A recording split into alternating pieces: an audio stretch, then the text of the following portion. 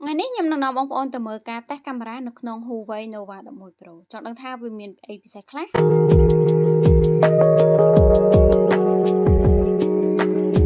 Trong bố chấm nói sầm khăn này camera cứ chí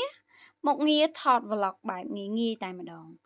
Cho một đo cả thọt vlog bài ní bóng ôn có ai thưa ca thọt video hay zoom bàn được kia phòng này.ចំពោះការ zoom នៅក្នុងវីដេអូ vlog នេះបងប្អូនអាច zoom បានរហូតដល់6ដងមិនបាន10ដងដូចជាកាមេរ៉ាថតរូបសន្លឹកនោះទេណា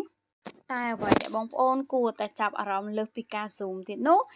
វាក៏អាចប្រើជាមួយនឹងប្លង់ទូលាយបានផងដែរនៅក្នុងការថតវីដេអូ vlog ចឹងបើសិនជាបងប្អូនយកទៅធ្វើការថតវីដេអូ vlog គឺងាយស្រួលមែនតើឲ្យបងប្អូនផ្ដិតយករូបភាព background បានច្បាស់បានស្អាតហើយធំទូលាយជាងមុនហើយនៅក្នុងនោះក៏មាន filter ផ្សេងៗសម្រាប់ឲ្យបងប្អូនធ្វើការជ្រើសរើសឲ្យត្រូវទៅនឹងស្ថានភាពដែលបងប្អូនចង់បានក្នុងការបន្ថែមបន្ថយពន្លឺផងដែរអូខេអញ្ចឹងឥឡូវខ្ញុំនឹងធ្វើការសាកល្បងថតជូនបងប្អូនមើល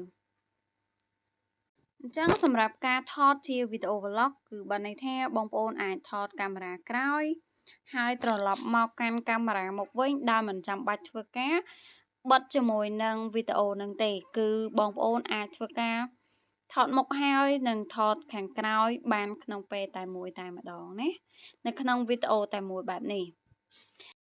ចំណែកនៅក្នុងពាក្យថា more ក៏មាន function ផ្សេងៗច្រើនទៀតសម្រាប់ឲ្យបងប្អូនធ្វើការជ្រើសរើសផងដែរ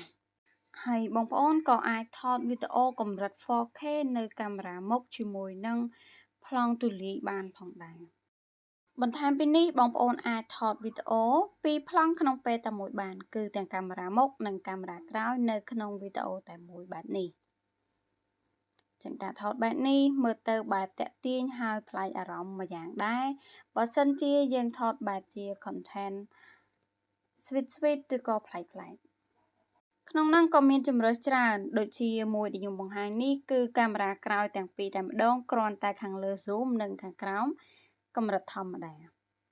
អូខេហើយមានបន្តទៀតជាមួយនឹងកាមេរ៉ាមុខទាំងពីរប្លង់បែបនេះដែលខាងលើ zoom ដូចគ្នាហើយខាងក្រោមជាកម្រិតធម្មតាដែរក្នុងនោះក៏មានបន្ថែមជាមួយនឹងមុខងារនៃការថតកាមេរ៉ាពីរប្លង់ក្នុងពេលតែមួយនឹងបានច្រើនបែបច្រើនសន្តានទៅតាមតម្រូវការរបស់បងប្អូនផងដែរហើយបងប្អូនអាចធ្វើការឆ្លាស់កាមេរ៉ាមុខក្រោយបានដោយដែលខ្ញុំបានបង្ហាញផ្ទាល់ចំណុចកាន់តែពិសេសនោះគឺ story creator តែម្ដងគឺបងប្អូនអាចថតជា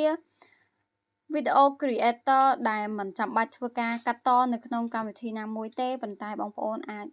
ប្រើប្រាស់កម្មវិធីនេះដើម្បីធ្វើការថតវីដេអូបែបកាត់តមកឲ្យស្រាប់តែម្ដងឥឡូវខ្ញុំធ្វើការឧទាហរណ៍ជូនបងប្អូនទាំងអស់គ្នាដំបូងនេះខ្ញុំសាកថតជាមួយនឹងប្លង់ទី1បន្ទាប់មកចូលកាន់ប្លង់ទី2ដែលខ្ញុំថតនៅកាមេរ៉ាមុខវិញហើយបន្ទាប់មកជាមួយនឹងប្លង់ទី3ប្លង់ទី4ប្លង់ទី5ហើយបងប្អូនចាំមើលជាមួយនឹងលទ្ធផលដែលចេញមកហើយនេះជាវីដេអូសម្រាប់ដែលខ្ញុំបានថតអំបញ្ញមិញចឹងបងប្អូនអាចមើលបានណាវីដេអូនេះខ្ញុំថតហើយគឺវាចេញលទ្ធផលមកបែបហ្នឹងខ្ញុំមិនបានយកទៅកាត់តក្នុងកម្មវិធី CapCut ឬក៏កម្មវិធីណាមួយបន្ថែមទៀតនោះទេអញ្ចឹងមុខងារមួយនេះដល់ភាពងាយស្រួលមែនតើសម្រាប់បងប្អូនដែលចង់ថតជាវីដេអូ vlog ឬក៏វីដេអូបែបខ្លីៗច្នៃប្រឌិតតែមិនចេះកាត់តអរគុណបងប្អូនដែលបានទស្សនាវីដេអូនេះជួបគ្នាក្នុងវីដេអូថ្មី